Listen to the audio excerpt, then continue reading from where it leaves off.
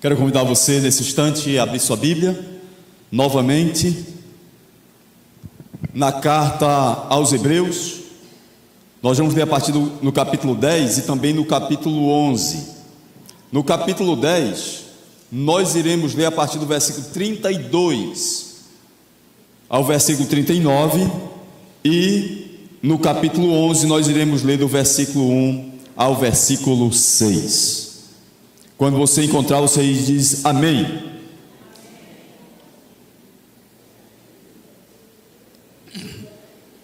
É Hebreus, irmão, bem facinho de achar, viu?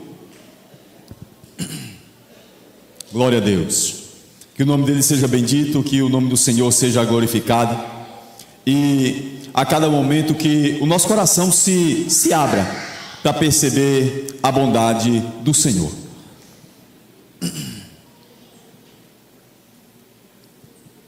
Hebreus 10,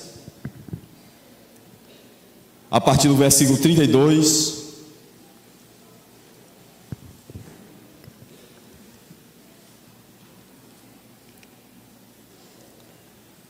Nessa noite nós vamos aprender a fazer culto, mas fazer um culto que preste. Já viu aquela tem uma moça na internet que diz assim: aprenda a fazer um cuscuz que preste, né? Pois é. Hoje nós temos que aprender a fazer um culto que preste.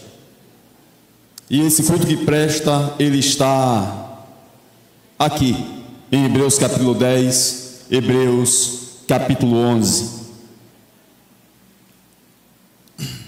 Nós cremos que o Senhor é poderoso para falar isso ao nosso coração. Nós estamos aqui nesse ambiente para glorificar o nome do Senhor e saber o quanto Ele é maravilhoso, o quanto Ele quer falar às nossas vidas.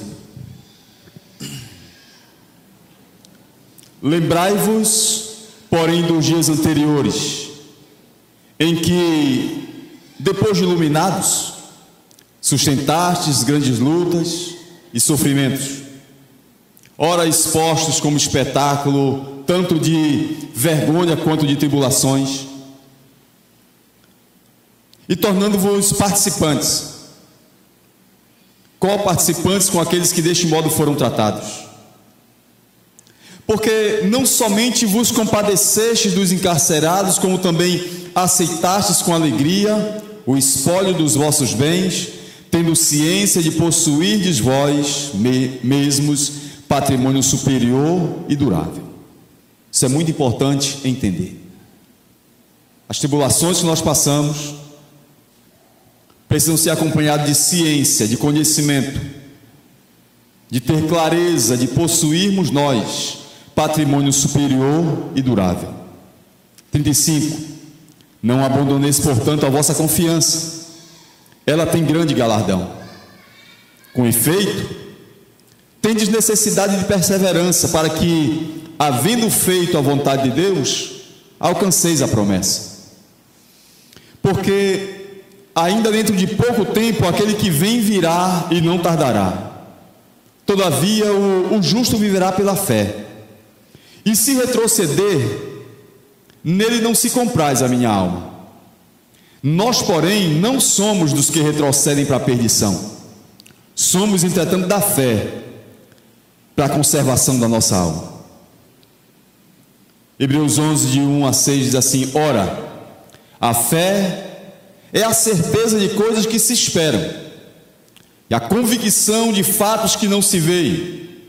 Pois pela fé os antigos obtiveram bom testemunho, e pela fé entendemos que foi feito o universo, que foi o universo formado pela palavra de Deus, de maneira que o visível veio a existir das coisas que não aparecem.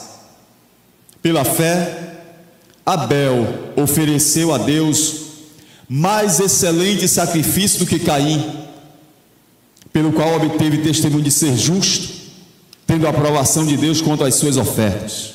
Por meio dela, também mesmo depois de morto, ainda fala. Pela fé, Enoque foi trasladado para não ver a morte, não foi achado porque Deus o trasladara, pois antes da sua trasladação obteve testemunho de haver agradado a Deus.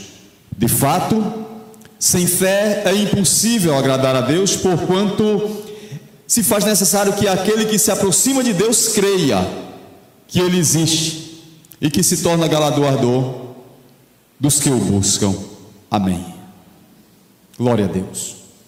Portanto, um culto que vale a pena, um culto que nós podemos sair daqui por aquelas portas e assim, valeu a pena estar hoje na igreja, valeu a pena estar com os irmãos. Como é que nós podemos sair com a certeza dessa daqui? Como nós podemos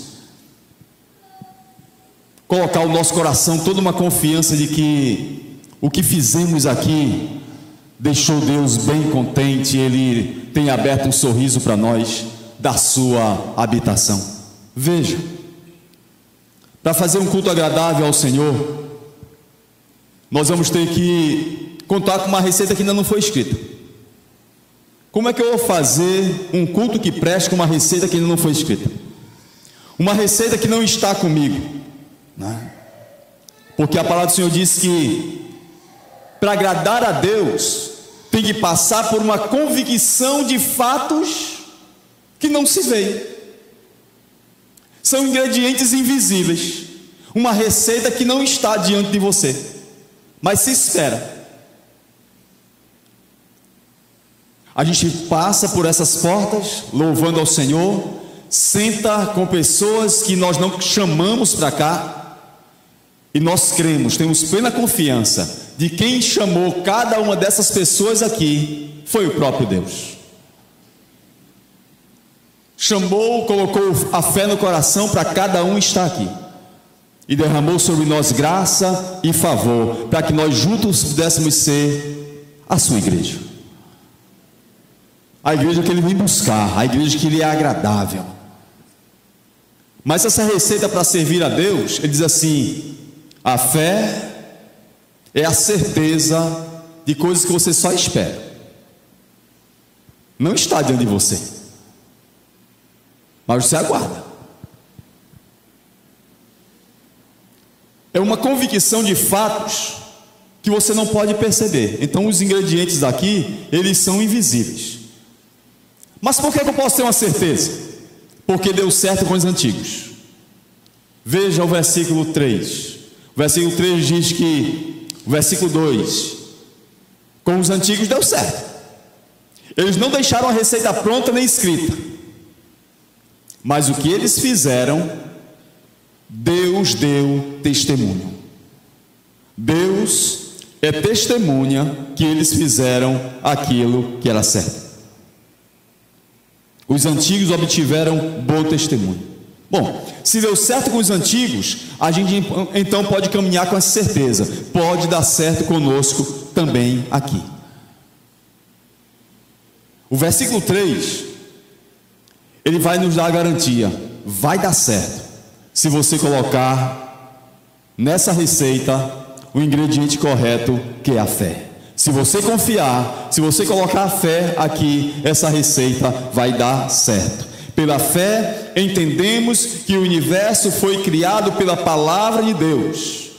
Então, se nós usarmos a palavra de Deus em cada ato do culto, se nós observarmos a palavra de Deus em cada gesto que nós fizermos, na maneira de tratar, na maneira de ser, na maneira de cultuar, de cantar, de ouvir a palavra, de nos postarmos diante do Senhor, pela palavra de Deus, aquilo que não existia, aquilo que não se via, passou a existir.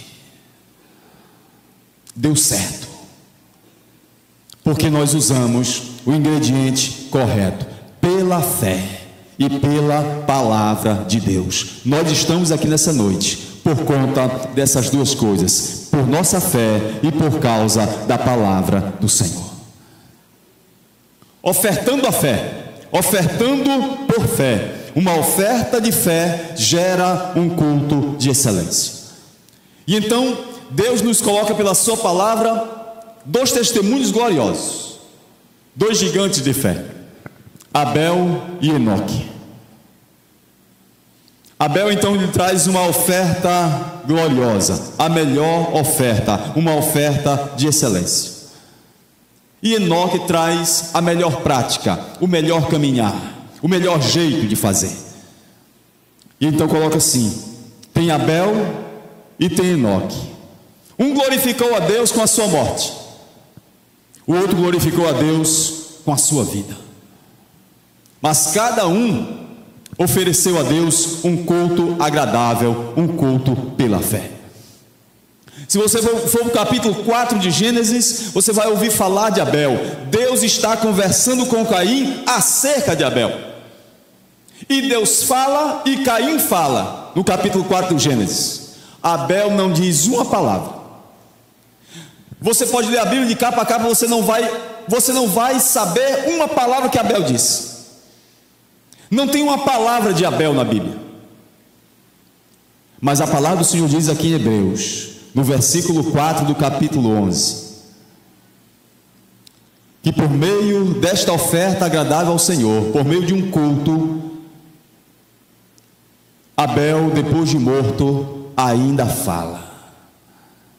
Como é que Abel ainda fala e nós não conhecemos uma palavra dele? Caim falou, Deus falou acerca de Abel, mas Abel não tem uma palavra. Mas depois de morto, ele ainda fala.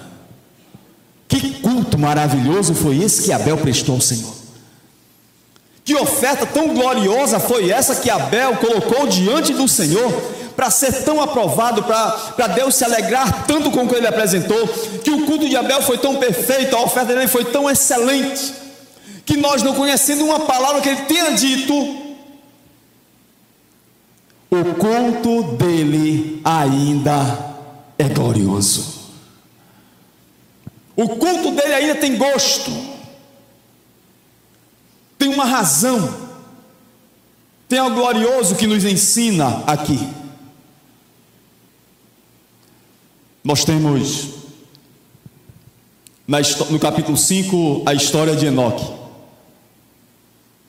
Não tem na história de Enoque uma vez a palavra fé, nem na história de Abel a palavra fé não aparece.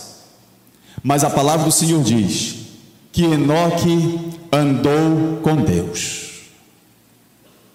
Enoque andou com Deus e Deus se agradou dele.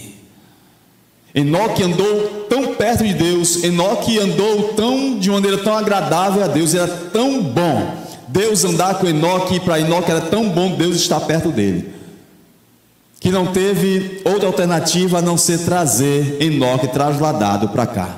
E um glorifica a Deus porque morre, e o outro glorifica a Deus porque é recebido sem provar a morte. Veja que dois cultos excelentes. Veja que dois personagens gloriosos que nos ensinam aqui para fazer um culto que preste. Por que que Abel prestou um culto agradável ao Senhor? Porque ele não foi contaminado pela síndrome de Caim.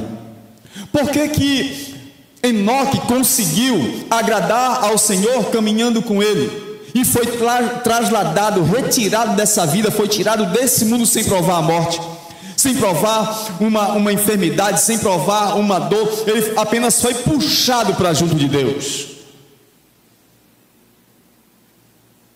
Ele era tão íntimo de Deus, era tão íntimo do céu, tinha os valores tão altos que não havia como ele permanecer aqui. Ele apenas veio para onde Deus estava.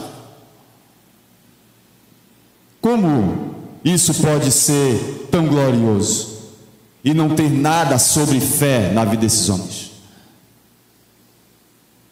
Mas nós conseguimos perceber que Enoque também não foi contaminado pela síndrome de Caim. Síndrome significa conjunto, um ajuntamento, um apanhado de sintomas, forma uma síndrome. A síndrome que Caim adoeceu, o adoecimento de Caim, colocou ele diante de um Deus que podia curar ele.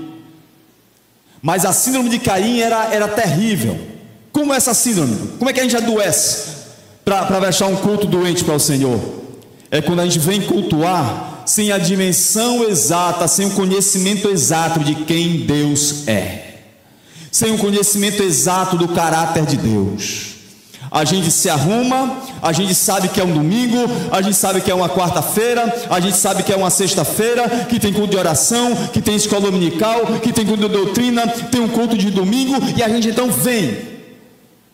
Mas a gente vem por vir, a gente não vem por consciência do Deus que está conosco.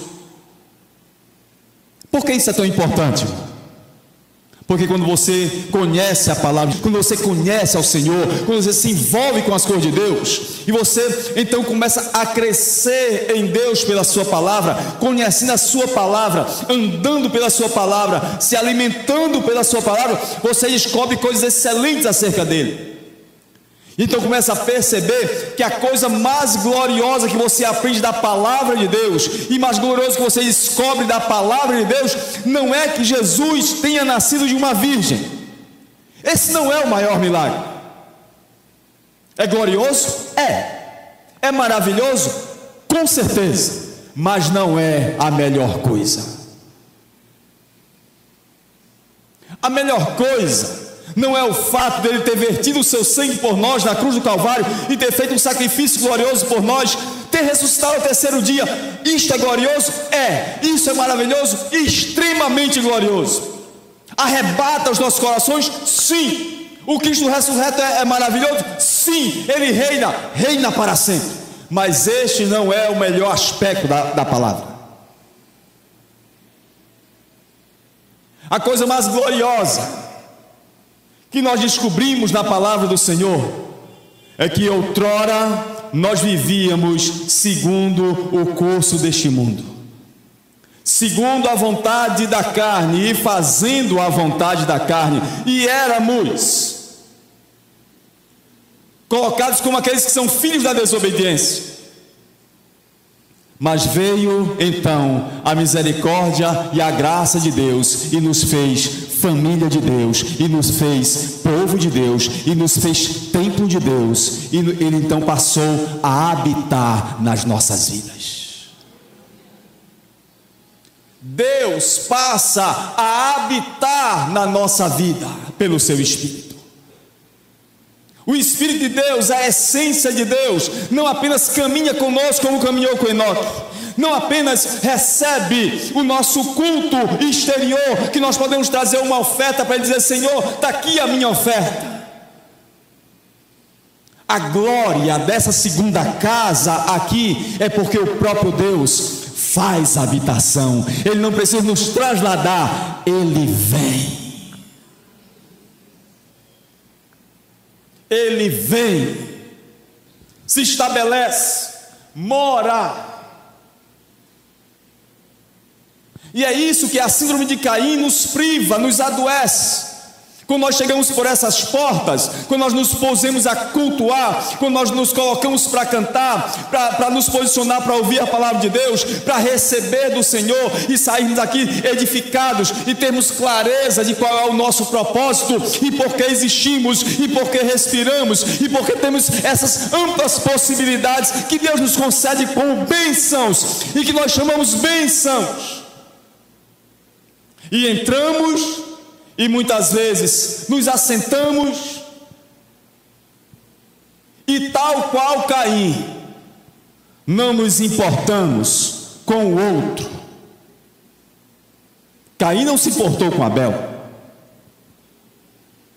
Caim apenas se comparou com ele e achou: eu estando bem, o outro que se dane. A síndrome de Caim é quando eu faço com que a minha vontade prevaleça e buscar no culto aquilo que me agrada. Se me agradar, o culto prestou. Se não me agradar,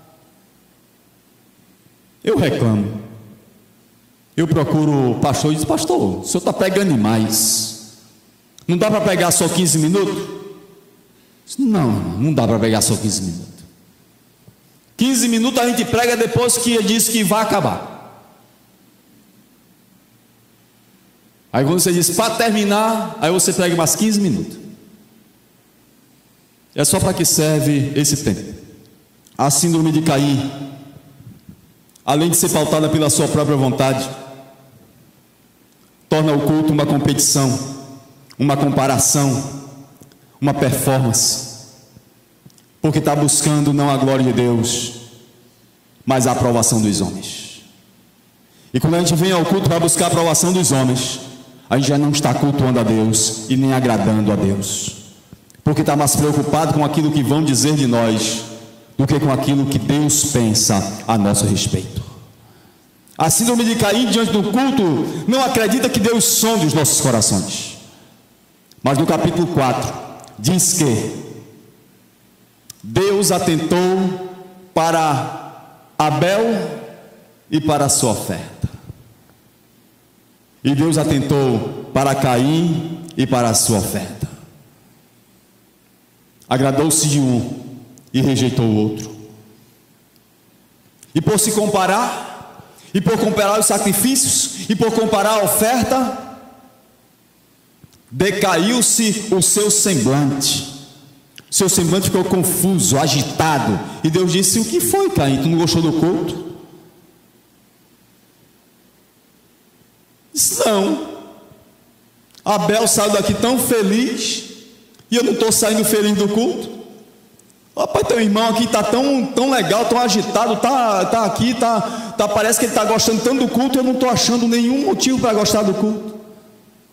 E Deus disse para Caim: Caim, se o teu coração tivesse legal, tua oferta não teria sido aceita. Se eu tivesse percebido que há algo de bom no teu coração, eu não teria te aceitado no culto, eu não teria aceitado tua oferta.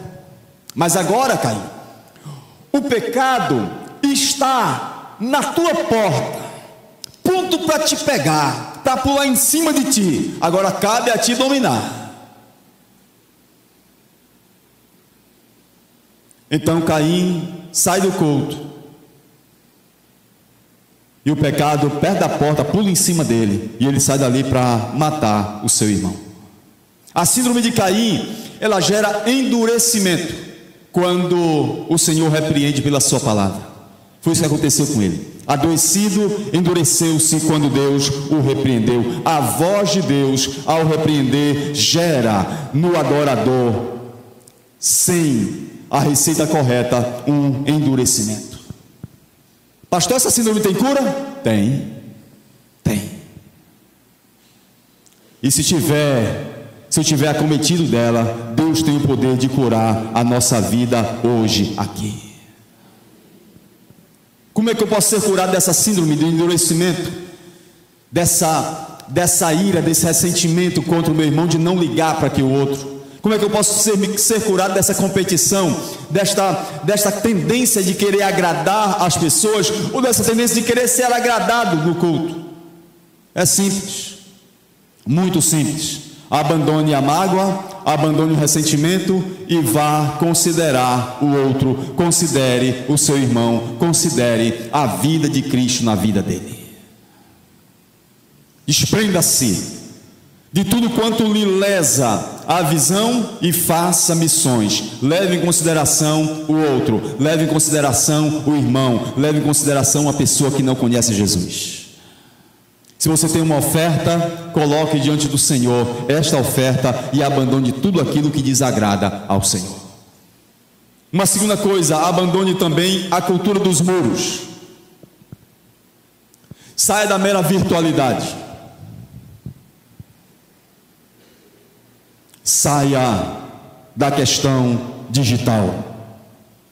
Existem pessoas precisando ouvir você, falar com você, e Deus quer usar você para isso. Uma das nossas tendências difíceis hoje é fazer pouco uso das obras da fé que nós dizemos ter. Mas nós não somos salvos por obras. Realmente, nós somos salvos pela fé. As obras, elas tornam a nossa fé visível. São as obras que tornam a nossa fé, que atestam que a nossa fé está com saúde.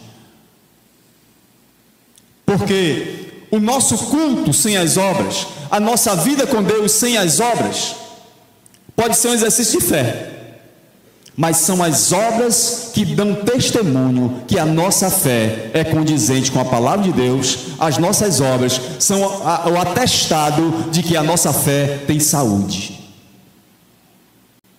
E muitas vezes nós deixamos de crescer, nós deixamos de ser edificados e nós deixamos de edificar outras pessoas, porque nós não fazemos uso das nossas obras juntamente com a nossa fé.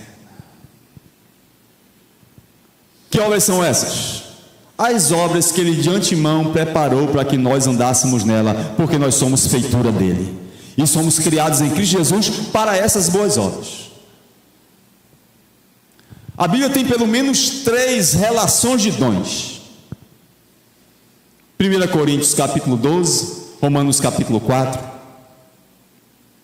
Efésios capítulo 4, também lá tem uma relação de dons.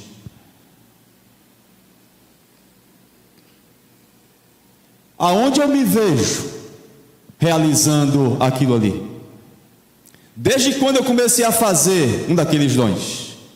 Fé, misericórdia, operação de milagres, línguas, interpretação de línguas, operação de maravilhas.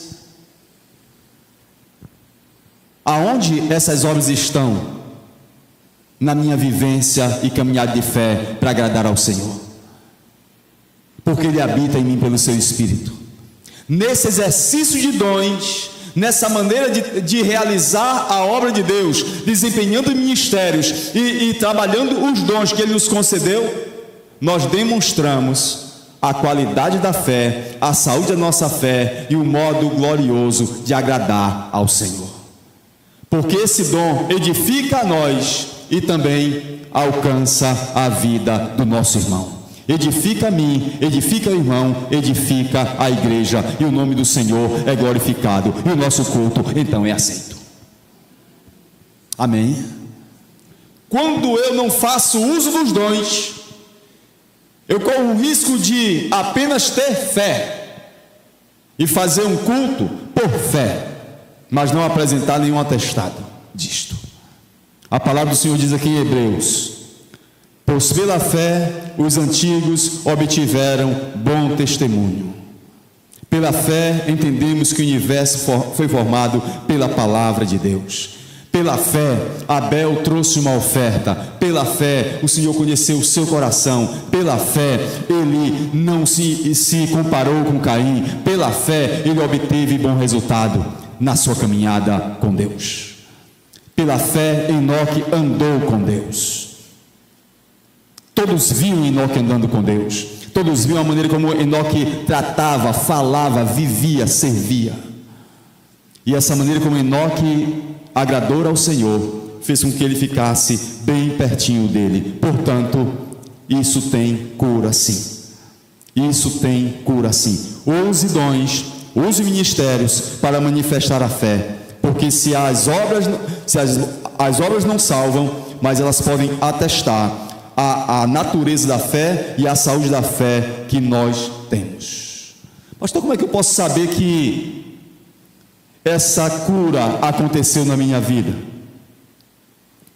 Deus vai mostrar para você, através da fé, seus passos e decisões vão refletir isso. A palavra do Senhor diz em Hebreus 11, capítulo 11, versículo 6: sem fé é impossível agradar a Deus, pois todo aquele que dele se aproxima precisa crer que ele existe. Ele precisa ser real nas nossas vidas. Nós precisamos crer que Ele habita em nós. Ele habita em nós. Ele habita em nós. Ele habita na igreja. Seu Espírito Santo dirige as nossas vidas. Abra a sua Bíblia em Efésios capítulo 3.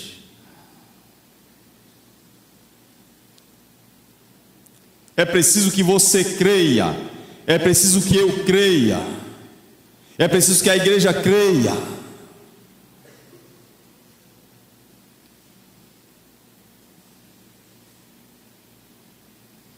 E quando a igreja crê, o nome do Senhor será glorificado.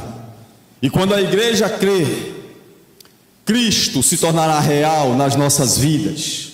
Algo realmente glorioso mudará a nossa história, mudará os nossos passos, trará para nós uma nova realidade. Efésios capítulo 3, versículo 10. Para que pela igreja, por mim e por você, é por mim e por você, é por causa dessa reunião, é por causa desse culto, é por causa da nossa vida aqui ofertada ao Senhor, é por causa da vivência da igreja, a multiforme sabedoria de Deus se torne conhecida agora dos principados e potestades nos lugares celestiais. É através do seu culto, é através do seu serviço, é através do seu ministério, é através da sua vivência, é através da sua maneira de andar com Deus, através da sua maneira de perceber que Deus habita em você. As pessoas testemunharão que Deus habita em você, o Espírito Santo habita em você, pelos dons que você desempenha, pelo ministério que você executa, pelo fato de ser igreja do Senhor, povo de Deus. Deus habita em você, Ele anda com você, Ele trabalha por você, Ele transforma você. Isso se torna patente, isso se torna conhecido do mundo, é um testemunho para o mundo, mas é um testemunho também para as potestades. O inferno lhe conhecerá. Os poderes opressores deste mundo saberão quem é você. E eles saberão que não podem tocar em você sem a permissão do céu. E você pode andar com sossego. E você pode andar com esperança. E você não temerá o amanhã, e você não vai temer a segunda-feira. A segunda-feira pode vir, a próxima semana pode vir, a resposta pode vir, a incerteza pode vir. Deus habita em você, porque através da igreja a multiforme sabedoria de Deus será conhecida. Quando você acordar amanhã de manhã, nas suas agendas, no seu programa, naquilo que você precisa realizar, nos dilemas que você tem, nas dificuldades que você enfrentará, você sabe, porque você é igreja, porque você teme a Deus, e porque é a habitação de Deus, e porque o Espírito Santo está em você, tudo ao redor saberá que a presença do Senhor habita na tua vida. Poderes e potestades, o inferno saberá, eita, que ele está se levantando, e ele está se levantando, e o Espírito Santo está na vida dele. Ele está se levantando, e um crente cheio do Espírito Santo se levanta para vencer. Ele se levanta conversando com Deus, falando com Deus, agradecendo ao Senhor pela vida, pela saúde, pela força, pela graça, pela capacidade, pela família, pelo pão de cada dia, por tudo que Ele é, por tudo que Deus é. E as potestades, os poderes, levantou-se para glorificar, levantou-se para adorar, levantou-se já agradecendo, levantou-se já consciente, levantou-se já. Por quê? Porque os antigos fizeram isso e obtiveram um bom testemunho, e nós também podemos fazer. Pela fé, Abel ofereceu um culto ao Senhor agradável. Nós também podemos fazer isto. Pela fé, Enoque andou com Deus e foi separado para Deus. Nós também podemos andar com Deus. Amém? E é assim que nós podemos andar com o Senhor. Ele transborda em nós, a graça dele irradia a nossa vida, nos faz transbordar da sua presença, e isso então alcança outras pessoas e abençoa a nossa vida e abençoa a vida de outras pessoas. Ele se torna galardoador, ele se torna abençoador daqueles que o buscam, e a sua vida de gratidão ensina outros a ser grato. A sua vida de adoração ensina outros a adorar. A sua vida de confiança em fé ajuda outras pessoas a também a manterem a sua fé no Senhor. Quando nós deixamos de realizar isto, deixamos de realizar ministérios, deixamos de usar os nossos dons, nós enfraquecemos o outro, enfraquecemos a igreja, e as protestantes dizem: parou de orar, opa, parou de ler a palavra, opa, parou de congregar, eita, está deixando a abertura para mim, vou aproveitar. É assim que funciona, é desse jeito que funciona. E o nosso culto se torna contaminado pela síndrome de Caim, que a gente não suporta o outro, a gente compete com o outro, a gente compara a nossa performance com o outro, e a gente começa então a adoecer diante de Deus. Deus guarde a sua igreja, Deus guarde o nosso coração destas coisas. Como eu posso cultuar, pastor, bem hoje aqui? Primeira coisa, entregue ofertas marinadas na fé. Ofertas marinadas da fé. Versículo 4 de Hebreus 11 diz que por meio da fé, por causa dessa oferta de fé que Abel ofereceu ao Senhor, depois de morto ainda fala. Pastor, mas como é que depois de morto ainda fala? Porque Deus não é Deus de mortos, Deus é Deus de vivos, e a morte física não barra a vida de Deus em nós. A morte do corpo não paralisa a vida eterna que Ele concede às ovelhas que Ele chama pelo nome e que andam com Ele. As ovelhas que andam à sua voz não morrem para sempre, porque Ele se torna um Deus de vivos. Em Gênesis 4, capítulo 10, diz que a voz do sangue do teu irmão clama a mim desde a terra. Agora, se Deus disse isso para Caim, quando ele perguntou: Caim, onde é que está o teu irmão? E Caim respondeu: porventura eu sou o guardador do meu irmão? E Deus disse: Caim, o sangue do teu irmão está clamando desde a terra até o céu. Caim não disse, descaiu o seu semblante. Abel não diz uma palavra, não tem nada aqui que Abel tenha dito, mas o sangue dele clama. Como é que eu posso cultuar ao Senhor se até o sangue de Abel clama? Eu tenho que buscar aquilo que é agradável a Deus e não a mim mesmo. Eu não posso buscar nada que agrade a mim no culto. Eu tenho que ficar preocupado com aquilo que agrada ao Senhor, aquilo que glorifica a Deus. Não buscar aquilo que me entretém, não buscar aquilo que me diverte, não ficar em busca de novidade. Novidade só vai me acostumar mal. Novidade só me acostuma mal. Acostume o menino. Todo dia tem uma coisa diferente para ele comer.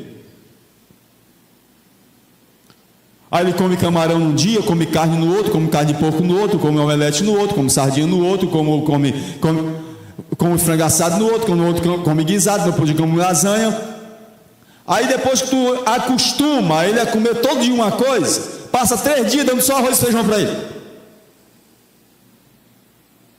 Se ele não vai reclamar, aí vai dizer: só isso, pai? Só tem isso, mãe? Por quê? Porque ele foi acostumado com novidade. Ele não foi acostumado a entender que feijão é proteína melhor que a carne. Não tem o mesmo gosto, mas tem mais proteína que a carne. Que o arroz é um carboidrato que sintetiza toda aquela proteína no corpo, quando é misturado um no outro. que embora se ele não comer carne durante uma semana, mas comer só feijão e arroz, ele não vai baixar a sua imunidade. Mas só que ele não sabe isso, porque ele está preocupado com o gosto da novidade. Assim é o crente. Deus abençoa, abençoa, abençoa, livra, protege, dá emprego, coloca o pão de cada dia, dá saúde, dá livramento, dá tudo. Quando chega uma provação, diz: ah, meu Deus, que foi que houve? O Senhor não gosta mais de mim? Por que isso está acontecendo comigo? Crente mal acostumado. Acostumado só no bem bom, acostumado sem tribulação, acostumado sem provação, acostumado com a tentação, e não consegue caminhar nas guerras que o Senhor quer que trave juntamente com Ele. Como é que eu posso dar um culto ao Senhor? Não queira ser agradável, não queira só novidade. Isso vai trazer frustração, porque nós somos insaciáveis. Se em vez dessa luz branca aqui tiver uma luz azul no próximo domingo, no terceiro domingo você vai querer saber por que a luz não é vermelha. Por que voltou a luz amarela? E por que nunca mais botaram azul? Porque a gente é tomado por insatisfação quando não é do nosso gosto. E a gente vem para o culto querendo que seja do nosso gosto, da nossa aprovação, e nós não estamos querendo saber se Deus está se agradando com aquilo que Ele vê em nós. Sonda, meu Deus, conhece o meu coração, prova e conhece o meu pensar, e vê se há em mim algum caminho mau, e me guia pelo caminho eterno. Isso tem que ser a nossa oração. E saber que quando nós começamos a adorar ao Senhor coletivamente aqui, o Senhor está nos sondando. E todas as vezes neste culto sai uma parte aqui aprovada por Deus, e sai outra parte daqui que o Senhor não gostou nem um pouco da presença dele aqui. Por quê? Porque o Senhor sondou os nossos corações e percebeu a sinceridade que havia em cada um de nós. Ele conheceu antes da nossa oferta, antes do nosso louvor, antes da nossa atenção, antes da leitura, antes do nosso cântico, antes de trazer o nosso dízimo aqui. Ele sondou o nosso coração e Ele percebeu. Ele percebeu quem confessou, Ele percebeu quem se arrependeu, quem não se arrependeu. Ele sabe quem brinca com Ele, Ele sabe quem leva a sério a adoração, Ele sabe.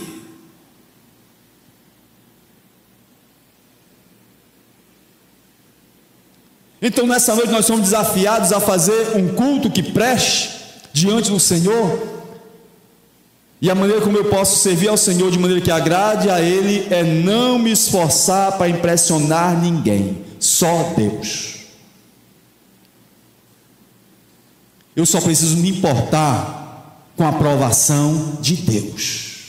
E por isso que eu preciso da palavra dele, é por isso que eu preciso do testemunho dos antigos, é por isso que eu preciso saber como os antigos adoravam, como foi que Abel adorou, como foi que Enoque andou com Deus, como foi que Abraão obedeceu ao Senhor para sair da sua terra, como foi que Josué parou de tremer diante do Jordão, como foi que ele fez para alcançar tantas vitórias nas lutas, como foi que essas pessoas conseguiram a aprovação do Senhor. Como é que eu posso andar também com ele? É isso que deve dirigir o meu coração. Amém? Porque a palavra do Senhor diz: os antigos obtiveram bom testemunho. Eu preciso caminhar também nessa direção. Uma segunda coisa, para eu prestar um culto que agrade ao Senhor, eu devo esperar. Por buscar agradar ao Senhor no culto, perseguições, dificuldades. Como assim? Abra sua Bíblia em 1 João. Acompanhe essa leitura porque ela é importante, muito importante. Se eu busco agradar ao Senhor, se eu busco fazer um culto que preste diante de Deus, espere ser perseguido. Espere ser odiado. Espere não ser entendido. Espere a incompreensão, porque ela vai chegar.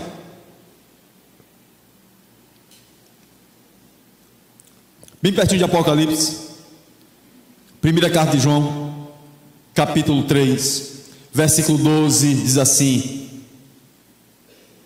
versículo 11 diz assim: porque a mensagem que ouviste desde o princípio é esta, desde o princípio, Ele quer culto agradável desde o princípio, Ele quer boas ofertas desde o princípio, Ele quer um culto da nossa parte desde o princípio que seja glorioso. Esta mensagem que ouviste desde o princípio, que nos amemos uns aos outros. Leve em consideração ao outro quando vier cultuar, leve em consideração o outro quando estiver cantando, leve em consideração o seu irmão, a pessoa que cultua ao seu lado, quando você vier adorar o Senhor. Ame o outro, considere o outro. Não segundo Caim, versículo 12. Caim era do maligno e assassinou seu irmão. E por que matou ele? Porque as suas obras eram más. Ele não usava os dons, ele não desempenhava ministérios, e ele não gostava de que Abel fizesse isto. Ele se comparava com Abel. Abel fazia algo que agradava a Deus, desempenhava um dom que agradava a Deus, ministrava de um modo que agradava a Deus. E Caim, porque era do maligno, porque tinha um coração mau, não desempenhava o dom que Deus havia lhe dado, não desempenhava ministérios que vinham da parte de Deus. E não soube o que fazer quando o pecado pulou em cima dele. Cedeu, matou o irmão. Suas obras eram más, as de seu irmão justas. Versículo 13. Irmãos, não se admire se o mundo lhe odiar. Não se admire se o mundo vos odeia. Quando você começa a querer obedecer a Deus, quando você começa a ser agradável a Deus, quando você começa a buscar a Deus, quando você entende que precisa estar muito próximo ao Senhor e ter uma vida piedosa diante de Deus e fazer aquilo que é a vontade de Deus, filho, vão pular em cima de você, vão querer arrancar o seu couro.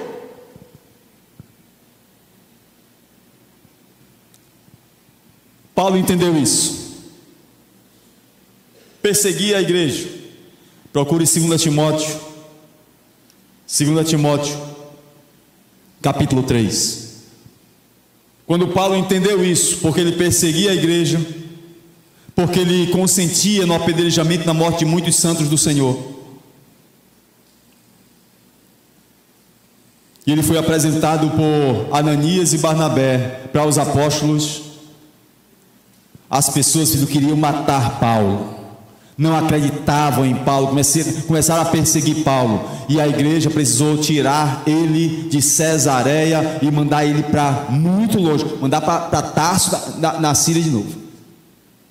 E antes de voltar para Jerusalém, e antes de voltar para fazer viagens missionárias, e antes de voltar para se encontrar com Barnabé e com Marcos para fazer viagens missionárias, ele passou 10 anos 10 anos na Arábia, 10 anos no ostracismo, 10 anos sem aparecer em Jerusalém, 10 anos sem aparecer na igreja, 10 anos sem estar comparecendo com os discípulos. Por quê? Porque ninguém acreditava nele, na sua piedade, na sua conversão, no seu arrependimento. Ele soube isso na pele. 2 Timóteo, capítulo 3, versículo 12, ele vai dizer: todos os que desejem viver piedosamente em Cristo Jesus serão perseguidos. Isto é uma certeza, e eu preciso, quando vier cultuar o Senhor, quando estivermos aqui reunidos com o Senhor, juntamente com os irmãos, nós precisamos entender nós iremos ser perseguidos. Lucas capítulo 21, versículo 17 diz: sereis odiados por causa do meu nome.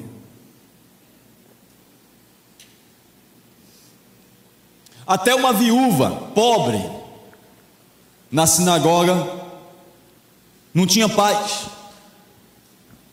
Os fariseus olhavam ela com desdém, e Jesus observava a maneira que eles ofertavam, a maneira que eles cultuavam, e observava então a viúva.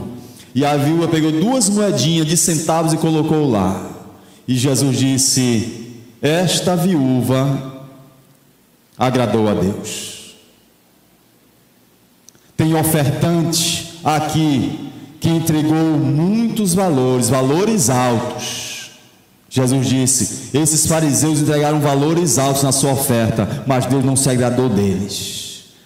Mas Deus olhou para essa viúva entregando 2 moedas, e Deus conheceu o coração dela. Ela está justificada diante do Senhor e vai sair daqui com o seu culto aceito diante de Deus, porque ela deu tudo que ela tinha. Ela só tem Deus na vida dela, porque essas 2 moedinhas não dão para nada. Então ela depende de Deus, ela serve a Deus, e ela veio no templo mesmo não tendo nada.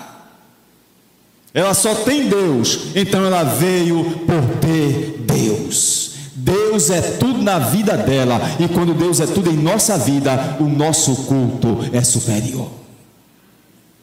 A nossa oferta é boa quando o que nós temos é aquilo que vale a pena colocar diante do Senhor.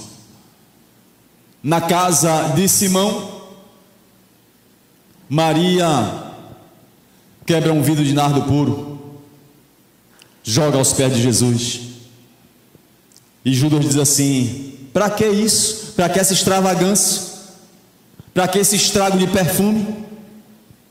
Não podia ter deixado para vender esse perfume para dar para os pobres? Aqueles que querem servir a Deus de maneira piedosa, querem entregar todo o seu coração diante do Senhor, eles serão perseguidos. Se nós queremos prestar um culto agradável ao Senhor, nós precisamos entender isso, mas também crer que no texto que nós lemos aqui em Hebreus capítulo 10, diz assim: irmãos, não abandone a sua confiança, vá servir ao Senhor. Não abandone a sua esperança, vá colocar a sua vida diante do Senhor, porque tem grande galardão, tem grande recompensa em servir ao Senhor e cultuar ao Senhor. Com efeito, tendes necessidade de perseverança, para que, havendo feito a vontade de Deus, alcanceis a promessa. Tem promessa de Deus para a nossa vida, tem promessa para ser alcançada quando nós fizermos um culto agradável ao Senhor, mesmo sabendo que quando queremos servir ao Senhor de maneira bendita, nós sofreremos perseguições. Mas pastor, eu não entendi ainda, por que é que o sangue de Abel ainda fala? Fala. Hebreus capítulo 12, veja. Hebreus capítulo 12, versículo 24. Mas pastor, como é que ele não disse uma palavra? Ou se disse, não ficou registrada? Ninguém sabe o que ele falou, ninguém sabe se ele conversou com Caim, não sabe o que foi que ele disse para Deus, não tem uma palavra dele, mas o sangue dele fala. Como é que pode isso? Como é que eu posso entender essa palavra desse jeito? Hebreus 12, versículo 24. Jesus, o mediador da nova aliança, o sangue da aspersão que fala coisas superiores ao que fala o próprio Abel. De novo dizendo que o próprio Abel fala? Mas agora o autor dos Hebreus diz que existe um sangue ainda mais superior do que o de Abel. O sangue da aspersão. Ele fala coisas superiores. O sangue de Cristo aspergido sobre a nossa vida fala mais alto que o sangue de Abel, porque o sangue de Abel clamava diante de Deus desde a terra até os céus. Foi o que Deus disse para Caim: Caim, o sangue do teu irmão clama a mim, clama por justiça contra a tua violência gratuita. Ele está dizendo: Senhor, É assim que o Senhor trata os teus? Aqueles que querem realmente andar contigo? É desse jeito que acontece com a gente? Vai ficar por isso mesmo, Senhor? E Abel então clamava por justiça. O sangue na cruz, aspergido por nós, clamava por misericórdia pela nossa vida. Por isso, o sangue da aspersão é um sangue superior. Ele não clama por justiça, ele clama por misericórdia. Pai, perdoa-lhes, porque eles não sabem o que fazem. É uma nova aliança. É uma aliança superior, é um sangue superior, é um clamor superior. Enquanto o sangue de Abel expõe a culpa, expõe a miséria de Caim, expõe a dureza de Caim, a rebeldia de Caim, o sangue da nova aliança em Cristo Jesus não expõe, cobre uma multidão de pecados, anula a sentença contra a nossa vida. Por isso é a nova aliança, é superior o sangue da aspersão.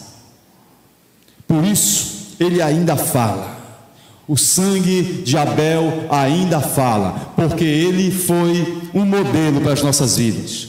Nós louvamos ao Senhor, servimos ao Senhor, podemos ser perseguidos e podemos ser mortos, mas o sangue de Cristo fala coisas superiores. Ele é por nós, encobre nossos pecados, perdoa a nossa vida, muda a nossa história, nos reconcilia com Deus, habita em nós pelo seu Espírito e virá buscar a sua igreja.